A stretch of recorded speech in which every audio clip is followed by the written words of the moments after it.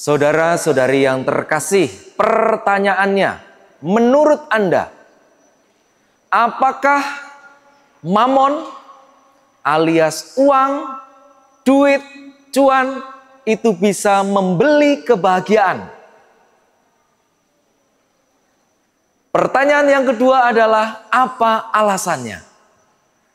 Saya beri waktu 1 menit untuk berpikir. Apakah uang bisa membeli kebahagiaan? Kalau jawabannya ya, alasannya apa? Kalau tidak, alasannya apa? 1 menit, mulai dari sekarang. Waktu masih berjalan. Saya akan berkeliling mulai dari depan. Pokoknya kemana hati membawa, silahkan siap-siap memberi jawaban. 5 detik lagi. 5, 4, 3, 2,5, 2, 1. Kita mulai dari, ada yang pura-pura nengok ke sana. Ya, siap. Ya, tergantung pada orangnya. Kadang orang merasa bahagia ketika ada uang, tapi kadang juga enggak. Alasannya ketika orang itu misalkan dalam masalah dia senang, tapi ketika orang itu yang enggak bisa diselesaikan dengan uang, dia enggak merasa senang. Oke, namanya siapa, Pak? Harsoyo. Pak Harsoyo. Jadi tergantung orang. Kita jalan lagi. Pura-pura tidak melihat saya ini ya. Kasihan sekali. Oke, kita mulai dari sini. Apakah uang bisa membeli kebahagiaan menurut Ibu? Bukan menurut orang tetapi menurut Ibu. Nggak bisa. Alasannya? Nggak bisa. Pokoknya nggak bisa ya. Tanpa alasan pokoknya ya.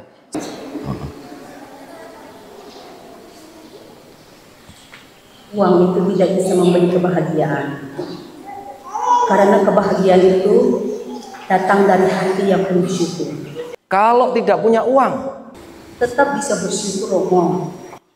tapi Memang uang itu diperlukan. Tetapi uang itu juga bukan satu-satunya sumber kebahagiaan. oke. Halo. Nah, ini Miss Dinar kayaknya ya. Oke.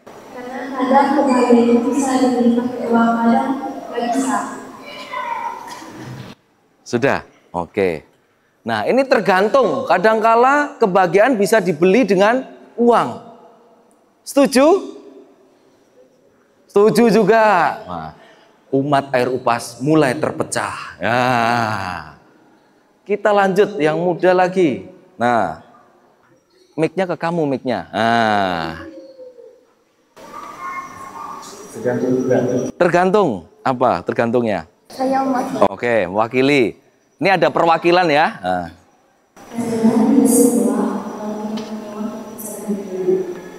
Karena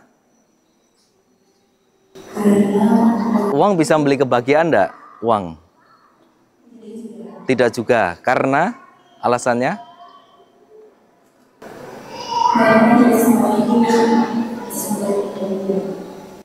Oke, terima kasih.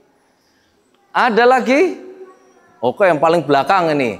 Penjaga kotak kolektor kita. Wah, ya kan? Langsung berkaitan dengan mamon. Terima kasih, Om. Kalau menurut saya, pertanyaannya tadi, apakah uang itu berguna? Apakah uang bisa membeli kebahagiaan? Menurut saya, iya. Karena untuk saat ini, kita kalau tidak punya uang itu kayaknya nggak bisa. Contohnya kalau ada keluarga kita, saudara kita yang membutuhkan pertolongan dari segi sakit, ya membutuhkan uang. Terus kita bisa membantu itu, menurut saya tidak ada. Yang penting tujuannya positif. Oke. Menurut saya, iya. Oke, terima kasih. Lebih bahagia ndak ada uang atau ndak ada istri? Ah, lain lagi. Oke. Saudara-saudari yang terkasih, Hari ini Yesus itu aneh sekali. Masa bendahara tidak jujur, nguntit uang, tetapi dipuji. Kayak mana ini, gitu kan? Banyak orang pasti akan mau jadi bendahara, akan kaya. Tetapi bukan ketidakjujurannya yang dipuji oleh Tuhan. Yang dipuji adalah kecerdikan dia melihat peluang. Peluang apa? Dikatakan dalam Injil, mencangkul tidak kuat. Karena tangannya halus, nggak pernah pegang alat berat. Mengemis, malu. Maka dia mencoba mencari peluang supaya dia tetap bisa bertahan hidup kalau dia nanti dipecat. Tapi yang jauh lebih hebat adalah bagaimana mungkin tuannya ini masih melihat hal yang positif dari bendahara yang jelas-jelas tidak jujur. Anda pernah mendengar teori Redcar? Teori Redcar? Contohnya begini, Anda melihat, saya tanya, di depan pom bensin, itu tadi melihat mobil merah atau tidak? Di depan pom bensin Aeropas, melihat mobil merah atau tidak? Mungkin pertanyaan, aneh banget ini Romo tanyanya. Karena selama ini tidak pernah menjadi perhatian. Tapi situasinya saya rubah. Nanti bro, kalau kamu di depan pom bensin Aeropas, setiap kali kamu melihat mobil merah, kamu hitung, saya beri 10 juta. Apa yang akan Anda lakukan? Apa yang akan Anda lakukan? Anda akan fokus melihat mobil merah. Sehingga mobil-mobil yang lain nggak peduli. 10 juta bro, 10 juta. Itu teori Redcar. Artinya apa? Ternyata otak kita itu bisa kita setting. Kalau kita melihat dalam diri seseorang itu hal yang buruk terus, maka itu yang akan muncul. Tapi kalau yang kita lihat itu hal yang baik, fokusnya adalah bagaimana orang tersebut bisa berkembang, disitulah perjuangan sesungguhnya. Maka Yesus memuji, meskipun bendahara ini tidak jujur, dia berusaha melihat peluang untuk bertahan hidup. Ini yang pertama. Yang kedua, uang itu bisa membeli kebahagiaan. Bisa dan sangat-sangat bisa. Tetapi tidak. Jadi rumusannya begini. Segala-galanya atau segala sesuatu itu butuh uang. Tetapi uang bukan segala-galanya untuk kebahagiaan. Karena kekayaan atau mamon itu punya dua nilai. Nilai yang pertama itu disebut nilai intrinsik. Nilai instrumen. Sorry, bukan intrinsik. Nilai instrumen. Dan yang kedua disebut dengan nilai altruistrik. Altruis. Saya mulai dari yang pertama. Nilai instrumen. Contoh saja. Suatu hari seorang ibu itu pengen minta uang kepada suaminya. Kalau minta uang, Pak, minta uang, itu kan kasar sekali. Lalu apa yang dia lakukan? Bangun pagi-pagi, mandi, bersolek, pakai parfum wangi. Lalu dia keluar rumah, suaminya sedang duduk di teras. Ditanya, loh, Mah, mau kemana pagi-pagi sudah bersolek, cantik sekali? Ini, Pak, saya mau periksa mata. Loh, kenapa? Emang matanya sakit? Gak tahu tuh, tadi buka dompet, kok gak kelihatan apa-apa. Lihat, uang menjadi nilai instrumen. Si ibu ini mencari cara supaya uang dia dapatkan. Sama dengan seorang anak kecil misalnya. Dia berangkat sekolah diberi uang saku 10.000 oleh orang tuanya.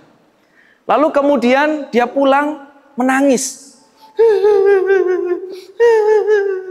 Kenapa kamu menangis? Mah, tadi uangku 10.000 hilang. Ya sudah, ini saya kasih 10.000. Diberi 10.000 oleh mamahnya. Lalu dia masih menangis lagi. Kenapa masih menangis? Coba kalau tadi uangku tidak hilang 10.000, sekarang uangku jadi 20.000. Lalu udah sana, ganti pakaian. Dia ganti pakaian, ketemu dengan papahnya, nangis lagi. Pak, uangku hilang. Loh, kenapa uangmu hilang? Nggak tahu, jatuh di jalan. Ya sudah, ini papa kasih 20.000. Masih nangis lagi. Loh, kenapa masih nangis? Coba kalau tadi uangku tidak hilang, sekarang uangku jadi berapa? 40.000. Cerita selesai. Anak ini menggunakan cara dengan bahasa menangis supaya dia mendapatkan uang. Contoh simpel ini sama dengan sifat ketamakan manusia. Jadi orientasi hidupnya itu hanya uang. Sehingga hidupnya dikendalikan oleh uang. Lupa dengan siapa yang memberi rezeki atau uang. Yang kedua, terakhir, yaitu nilai altruistik. Altruis itu artinya adalah kedalaman. Merasakan bahwa segala sesuatu yang dimiliki ini sebagai anugerah dipakai sebagai sarana untuk tujuan kebaikan. Sekali lagi, sarana untuk tujuan kebaikan. Contoh, ini saya selalu suka dengan contoh ini. Suatu kali ada seorang anak, sebut saja namanya Agatha. Agatha ini masih kecil, usianya 6 tahun. Lalu mamahnya ini seorang penjual sayur dan sakit. Karena tidak punya uang, apa yang dilakukan oleh Agatha? Dia menulis surat kepada Tuhan Yesus. Tuhan Yesus, tolong aku, mamahku sedang sakit, tapi aku tidak punya uang. Tolong pinjami 200.000 saja untuk beli obat. Lalu suratnya dia kemas, dia masukkan ke kotak pos. Dia tunggu seminggu tidak ada balasan. Tapi dia tidak menyerah.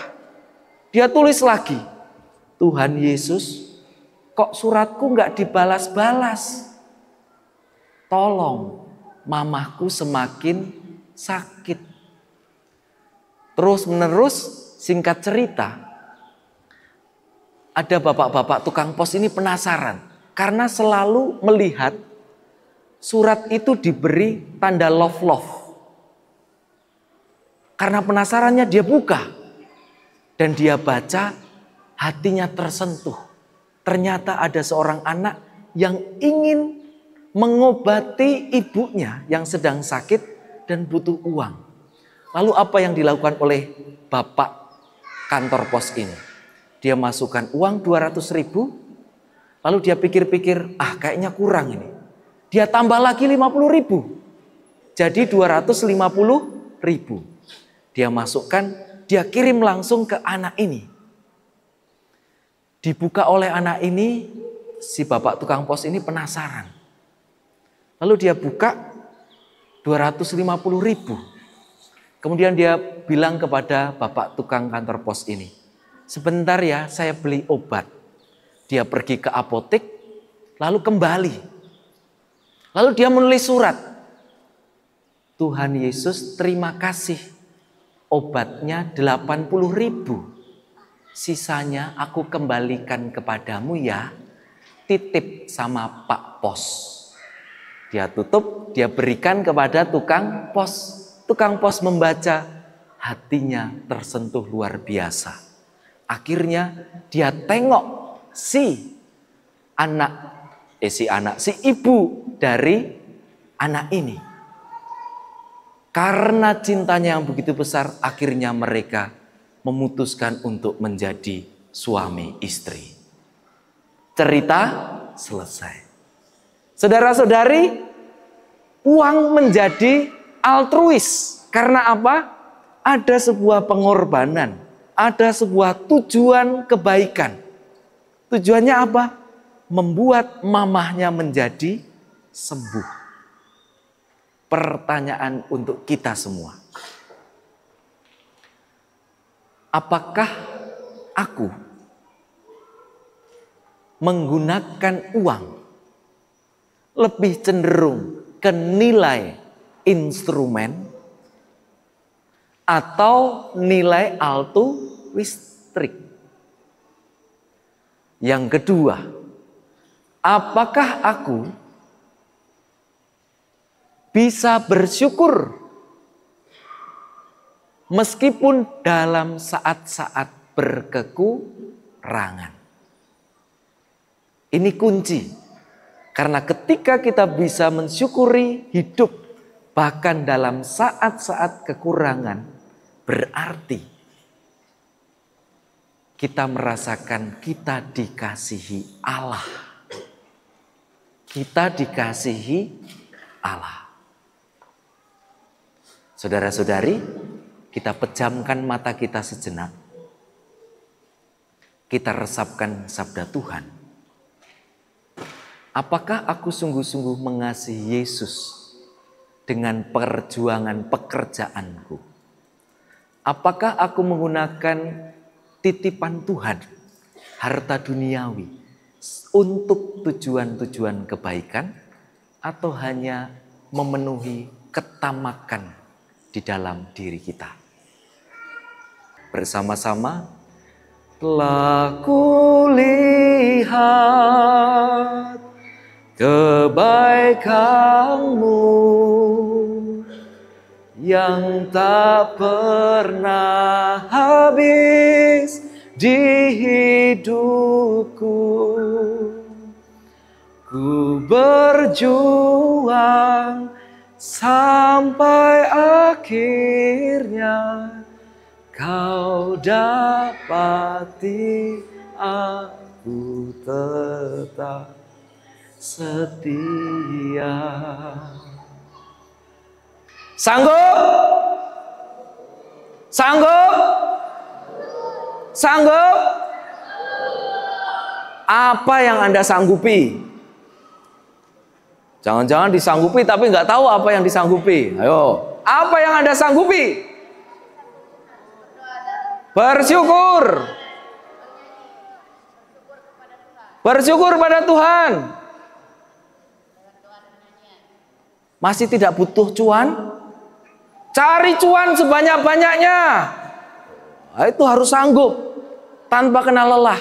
Tapi jangan lupa, gunakan harta itu sebagai tujuan kebaikan. Karena harta di surga adalah harta di dunia yang dibagikan. Kemuliaan kepada Bapa dan Putra dan Roh Kudus, seperti pada permulaan, sekarang, selalu, dan sepanjang segala abad.